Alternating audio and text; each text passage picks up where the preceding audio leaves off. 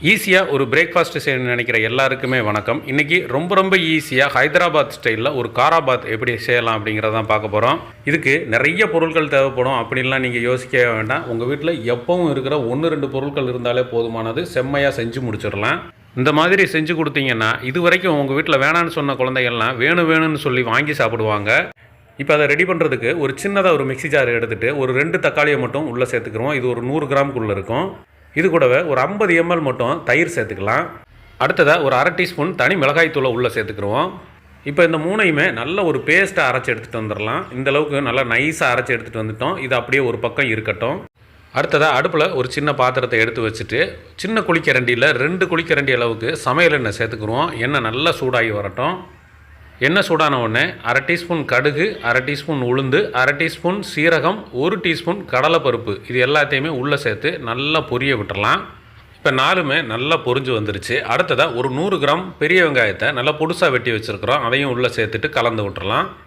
அடுத்ததாக ஒரு 1/2 விரல் அளவுக்கு இஞ்சி எடுத்து நல்லா பொடுசாக வெட்டி உள்ளே சேர்த்துருக்குறோம். இஞ்சி வேணும்னா சேர்த்துக்கோங்க, இல்லைன்னா நீங்கள் தவிர்த்துக்கலாம். அடுத்ததாக ஒரு பச்சை மிளகாயை பொடுசாக வெட்டி உள்ளே சேர்த்துக்குருவோம்.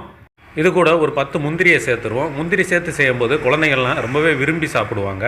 நம்ம சேர்த்த வெங்காயம் நல்லா ஒரு கண்ணாடி பதத்துக்கு வந்துருச்சு. இப்போ இந்த இடத்துல ரவை சேர்க்க போகிறோம். ரவையோட அளவு பார்த்திங்கன்னா 1 கப் அளவுக்கு எடுத்துருக்குறோம். இந்த ரவை எப்பவும் போல் நம்ம கடைகளில் வாங்குகிற பாக்கெட் ரவை தான். அந்த பாக்கெட் ரவையை தான் நம்ம உள்ளே சேர்த்துருக்குறோம். சேர்த்துட்டு அப்படியே நல்லா கலந்து விட்டுக்கலாம். நமக்கு ரவை நல்லா வறுபட்டு வரணும். அதே நேரத்தில் ரவையை கருகவும் விட்டுறக்கூடாது. மீடியம் ஃப்ளேமில் வச்சு ஒரு 3 நிமிஷத்துக்கு உள்ளே நமக்கு அந்த ரவை நல்லா வறுபட்டு வந்துடும்.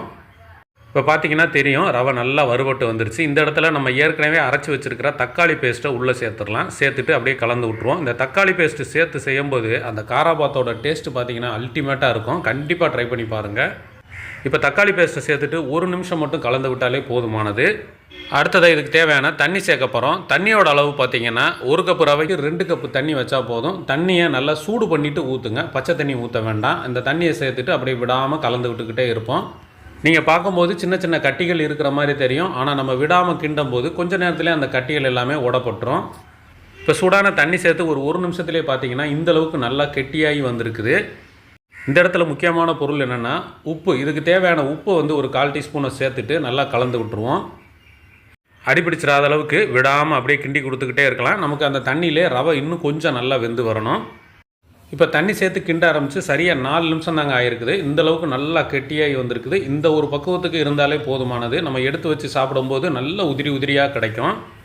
இப்போ கடைசியாக கொஞ்சமாக மல்லித்தலையை சேர்த்துட்டு ஒரே ஒரு டீஸ்பூன் மட்டும் நெய் சேர்த்துக்குருவோம். நெய் சேர்த்துட்டு அப்படியே கலந்து விட்டலாம். இப்போ அவ்வளோதான், நமக்கு ஒரு சூப்பரான காராபாத் ரெடி ஆயிடுச்சு.